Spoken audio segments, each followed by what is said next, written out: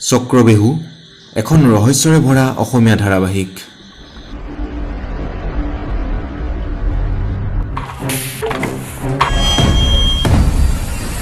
কথাবোৰ মই ভাবাতকৈ বেছি জটিল।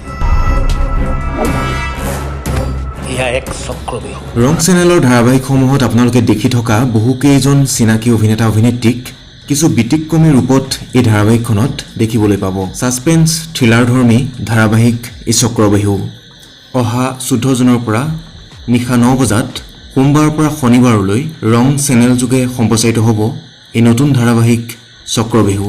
চক্ৰবেহুৰ বিভিন্ন গুৰুত্বপূৰ্ণ চৰিত্ৰসমূহত অভিনয় কৰিছে সিদ্ধান্ত কলিতা, সিমি দাস, নিশা কাশ্যপ, জয়শ্ৰী গোস্বামী, ভগৱত প্ৰীতম,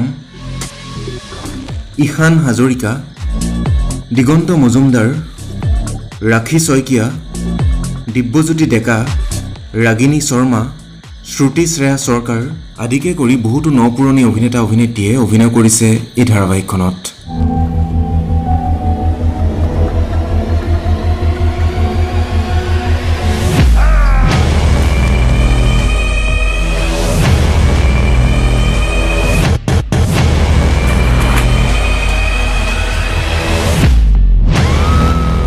এখন অগতানুগতিক ধাৰাবাহিক।